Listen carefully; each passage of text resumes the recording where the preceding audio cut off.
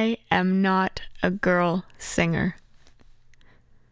There's this interview with Janis Joplin that I love where she describes it perfectly. She's asked, you're different than other girl singers. And she says, what I do isn't feminine. Most girls, they sing up above the music. And I'm not afraid to get down into the music. And when I first heard that, I had never related to anything more in my entire life. When I was younger, I always used to struggle because I didn't sound like the girl singers on the radio. Until one day I realized that I didn't want to sound like that, and that all the voices that I love, whether they be men or women, maybe they weren't technically good singers either. And maybe there's not a word for what we are, people with voices like mine, other than maybe storytellers or vessels for emotion to travel through. We could take a feeling, whether it be beautiful or ugly or anything in between, and write a song, turn it into something tangible, that for a second in time, somewhere out there, someone can listen to that song and feel like it was written just for them. And to me, that's magic. It's in the grit, it's in the growls, it's in the screams. But that raw human emotion, I think, is rarely ever found in the quiet and easy to listen to pretty voices. So no, I'm not a girl singer, and maybe I'm not even a good singer, but there's one thing that I know for sure that nobody could ever take away from me, and that's that I am a rock and roll singer. I'm the queen of rock and roll. I'm the keeper of the crypt and the story told. I'm a fire bird, rising on up. I'm a red hot phoenix and I've had enough. You burn, you burn, you burn, baby, watch me. You burn, you burn, you burn, oh, baby, watch me. You burn, you burn, you burn, oh, baby, watch me burn. 'Cause I'm the fire bird.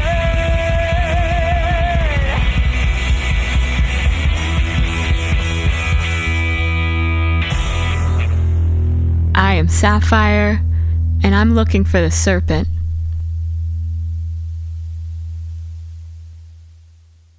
I could have done this years ago. I could have been doing this for years, recording and releasing music. I play every instrument, but there's just one thing, is that I'm extremely stubborn and I refuse to be a solo artist. This dream that I've had and this vision I've had, it's always involved being in a rock and roll band. And I've struggled for years finding the right people for this band. The intention of this video and the music video that we made is not for any kind of social media fame or notoriety or likes or comments or followers or anything like that. The purpose of these two videos is to find that band and to find those 3 or 4 or however many people that I really do believe are out there. And if this video has like 5 views, but it reaches those people, then it did its intended purpose.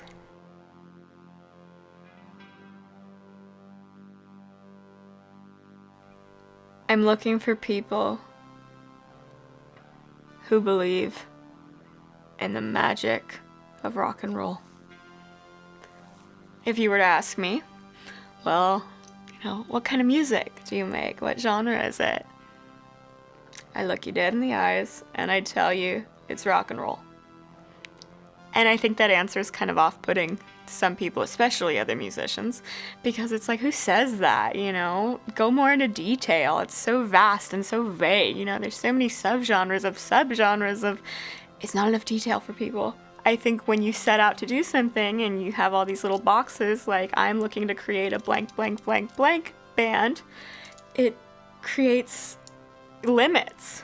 I'm looking to do something that's limitless. Maybe the subgenre of rock and roll this is gonna be doesn't even exist yet, because that's what I'm aiming to do, is to make something new.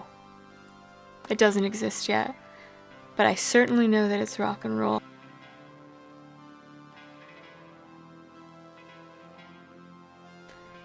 I'm not necessarily looking for people that have the exact same influences as me. I've even made that mistake of getting really specific, like, here's all my influences, here's all my favorite bands. Now, if I was gonna make a video just talking about my favorite bands and my influences, this would have to be like a 10-part series. In order to create something new, something fresh, something that I think the world has been waiting for, you don't have 4 people that like all the same things. Because if you do that, I'd rather just write music on my own, because it would be the same thing as writing music with somebody that shares your brain, your likes, your dislikes, your whatever. And a lot of my favorite bands that I really admire and look up to and like the way that they came to be and their stories, they kind of come from those different backgrounds and those different influences. They all love rock and roll on a common level, but, it's that push and pull and whatever that I think helps the creation of whatever it comes to be. So I'm looking for those other people that are going to push me, that are going to maybe have ideas that are different from what I would normally do, but that are going to hopefully create something bigger than us as individuals. I'm looking for people who play with their entire soul, that put their whole personality into their playing, that maybe even if, somebody's not a musician, when they listen to that recording, they know that that's their favorite drummer, that's their favorite guitarist, that's whatever, because they have such a distinctive style of playing and something that just makes them different. I don't want to talk about what I'm looking for in specific people, because like I said, I'm kind of trying to weed out the people that are like, what do you want? What are you looking for? I need specifics. Because like I said, I know it when I know it. You'll know me, I'll know you. We'll recognize each other on that soul level and it'll all work out. But I don't know how to give those specifics, because I feel like that really contradicts everything that I just said, in that I feel like when you set yourself out for these specifics, you're creating this boundary for what you could create. When you're really open to different people with different playing styles, that are maybe kind of the opposite of what you thought you were going to find, I think that's how you create something new. That's how you create something great. That's how you create something that you wouldn't have been able to make on your own. I always think, if this video was made by just 2 people, this song was, I recorded every instrument on it, Spencer did all the production on it. We've done everything so DIY, but at the same time, we never set out to make it look DIY. We always wanted to make it look like there was a label involved, like it had a budget. There was no budget. We sold everything we had to make this.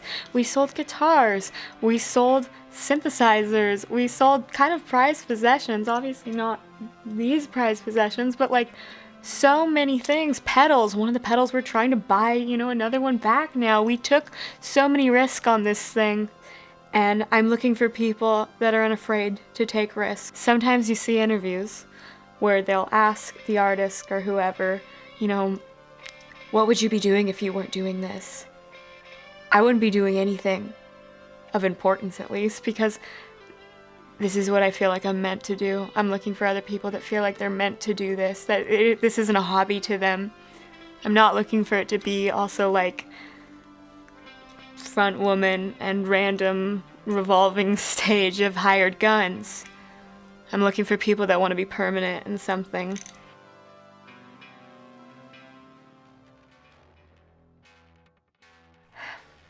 Rock and roll is dead. I'd love to sit and debate with people over that all day long. And I'm sure if I would say anything that might piss some people off, maybe it's that. Problem is, people have been saying rock is dead since pretty early on in the history of what we've come to know as rock and roll. You get the day the music died. Buddy Holly dies in a plane crash. Elvis enlists in the military. Jerry Lee Lewis marries his teenage cousin. Kind of get the downfall of all of these, what America came to know as rock stars, what the world came to know as rock stars. And it was dead. It's the first time you get people saying, well, it's dead. It was fun while it lasted. And it happens again and again and again. I'm not going to make this into a history lesson, although, it's my passion. It's what I love to talk about more than anything. It is this symbol of the phoenix that I love so much. It dies and then it rises from those same ashes. It's opposed by the older generations. And then that generation has their music and they don't like the next thing. And chances are, if your parents like it and it's new, it's probably, to me, it isn't rock and roll. Not everybody's supposed to love it. I think it's supposed to be that generational divide. I think the problem is when you go directly back to a specific root, ignoring everything else that ever happened in between, and just, it's like, hey, can I copy your homework? Yeah, but, change it up a little bit. And then you don't really change it up a little bit. I'm not calling out anybody in particular. I'm just saying that's not what I'm looking to do. Because I like something from every single era, you could say. But a lot of the music that I love, I don't date it. It's just like, it's timeless. Maybe that's ambitious. Maybe that's crazy. But yeah, that's what I'm looking to create, is something that eventually it's timeless. The reason why my song and other songs in the future don't sound like a lot of modern production is because we're not using loops. We're not going directly into a box. I played every take all the way through on each instrument when we recorded this. Not because it's right, not because it's wrong, not because it's whatever, it's just how we do it. And now I'm thinking about the start of Tina Turner in Proud Mary. We never do it nice and easy. We always like to do it rough. And I think maybe that's the philosophy behind how we make everything we do, is we never take those easy roads. I guess I'm looking for the people that don't take shortcuts. People could probably tell me, well, you're just not looking hard enough. It's out there. Rock music is still out there. It's just underground. People shouldn't have to look for it. People shouldn't have to dig for it, even. And I feel like people would have to dig for it. I'm not against... I don't think the problem is creating something that could be considered corporate. It's that balance between it being true to yourself and true to your vision, but being able to not be so weird and so obscure that normal people feel like they can't relate to it. People, always want to say, well, there's no danger left in rock and roll anymore.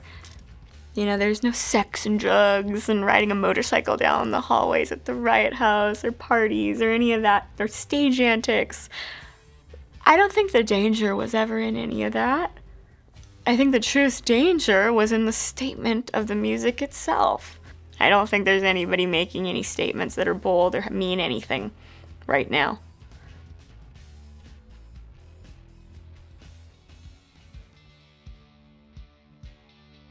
Serpent is bigger than Sapphire. Serpent is more important than Sapphire. The Serpent is the one thing I've wanted in life more than anything. And so far, haven't found. My mentor, Gail, once told me this story many years ago when I was younger and first getting into music, first kind of realizing that this is, what I wanted to do with my life. She told me this story about all the times she'd seen the Rolling Stones live. I've seen them once, and I can definitely confirm that this phenomenon is true. When she'd go to these concerts, she'd, before the concert, kind of people watch. Look at all the different people there. Many different kinds of people. And some people would be quiet and very much within themselves and their kind of consciousness and their ego form.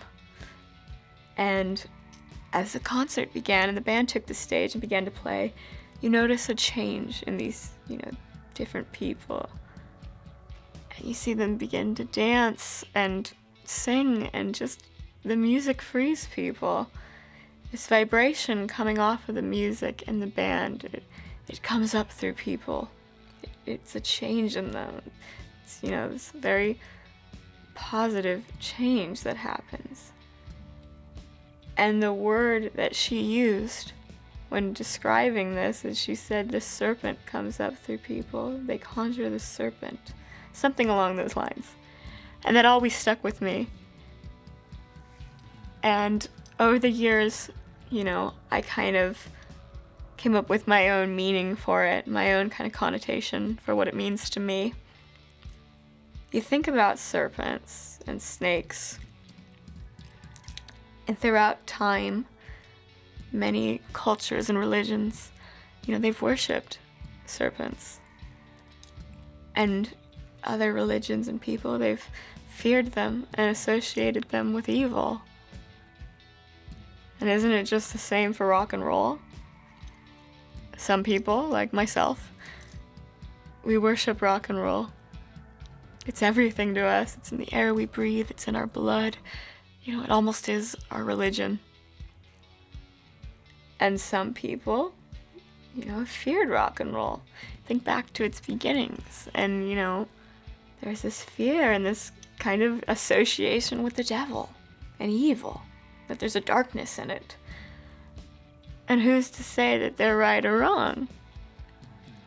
I think it's that yin and yang. I think it's, like I said, you could write a song about a feeling, about a concept, about anything, whether it be of the light, of the dark, of whatever, but, it's this median, this equal line of, I think it's both.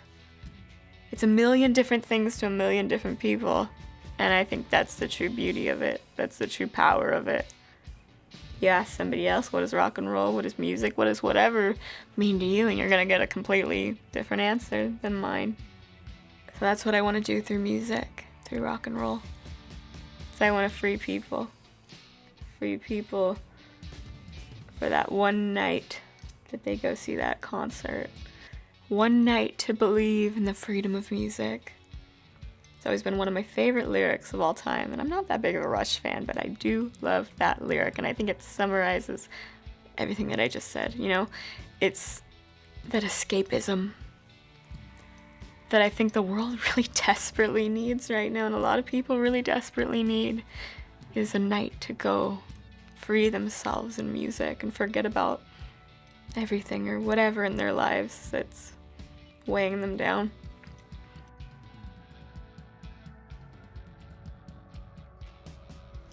I guess at the end here is the part where we'd probably get into the technicalities of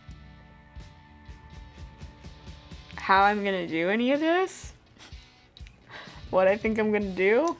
I don't want to be specific in, this is how you apply for this is how you audition for this, because that's not what I'm looking to do. I don't want to cast this like a TV show. If you think this is you, then you can contact me through whichever method on the internet that exists that I could be contacted through. You can contact me through my website. And because I don't want to be a hypocrite and be like, send me your demo, because I just spent a long time complaining about that, I guess I'd like to see from people that are interested any way that demonstrates what they love about music, what they love about rock and roll, what they play, what they think demonstrates who they are and what they do. Whether that be a giant essay like the ones I used to write a couple years ago, or a music video, or a demo, or, anything. Or they just want to talk to me. I'm not rich. I have no connections.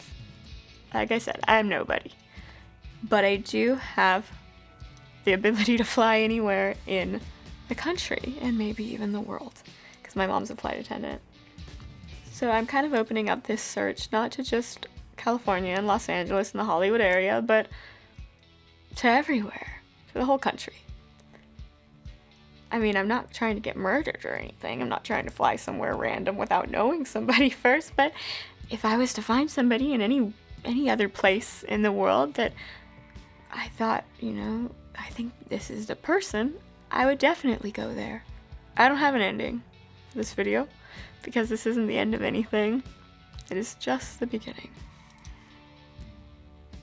Hopefully finding the serpent.